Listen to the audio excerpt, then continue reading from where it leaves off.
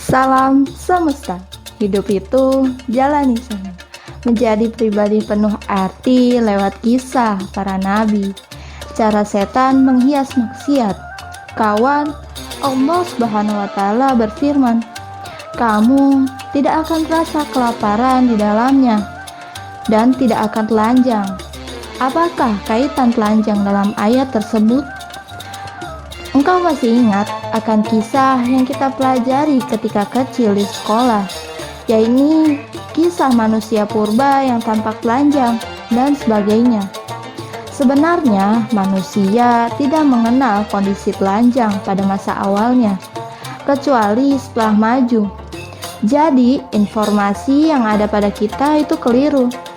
Allah seakan-akan berkata kepada Adam, "Di antara sifat keberadaanmu di surga ialah bahwa engkau berpakaian, tidak telanjang. Wahai Adam, tinggallah engkau dan istrimu dalam surga. Makanlah apa saja yang kalian mau darinya dengan puas.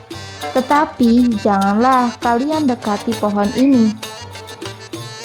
Kalian akan termasuk orang yang zalim jika itu kalian dekati pohon ini. Di surga terdapat ribuan pohon.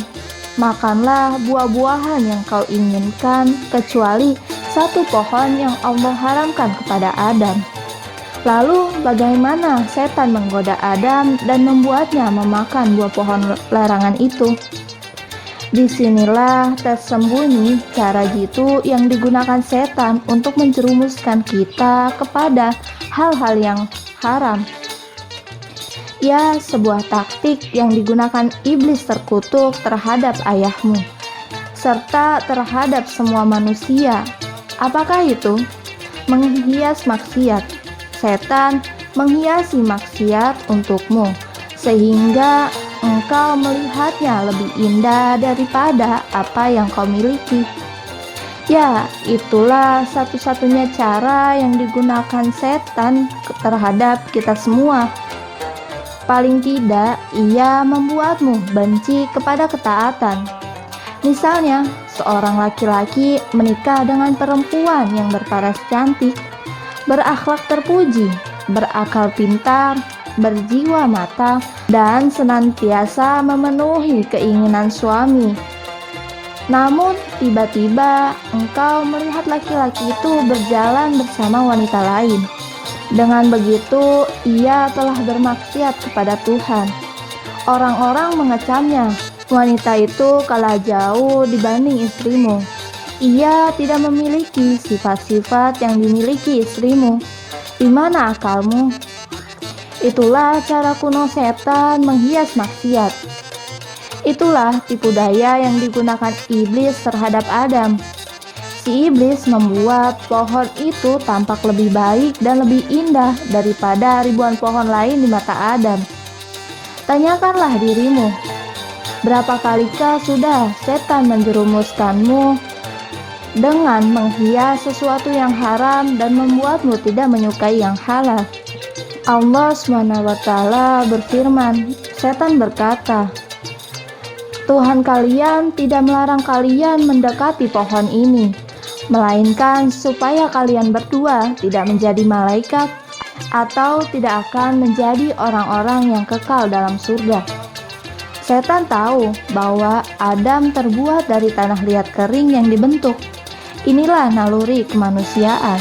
Bayangkan, sampai sekarang masih ada orang yang beranggapan bahwa itu adalah pohon khuldi, yaitu pohon kekekalan. Dari mana ini? Padahal Adam sudah memakan buahnya dan beliau telah meninggal dunia. Perhatikanlah bagaimana setan mengubah namanya. Itu adalah pohon larangan, namun ia menyebutnya dengan pohon kekekalan. Karena itulah kami pun menyebutkan di sini masalah telanjang. Sebagaimana kita tahu bahwa telanjang, yakni membuka aurat, itu haram. Orang yang menyebut telanjang sebagai mode telah menamakan sesuatu yang haram dengan nama lain agar tampak indah bagimu. Allah berfirman, dan ia setan bersumpah kepada keduanya, sesungguhnya aku termasuk orang yang memberi nasihat kepada kalian berdua. Ia bersumpah kepada keduanya bahwa ia jujur. Jelas bahwa Adam dan Hawa tidak begitu saja menerima pandangan setan, sehingga setan terpaksa harus bersumpah. Dengan kata lain, keduanya memiliki perlawanan dan kehendak, sebab Adam masih mengetahui alam penciptaannya ketika setan bersumpah bahwa ia cuma memberi nasihat dan bahwa itu adalah pohon kekekalan.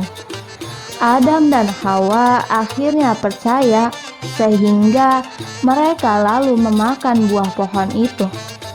Setan membujuk mereka untuk memakan buah pohon itu dengan tipu daya.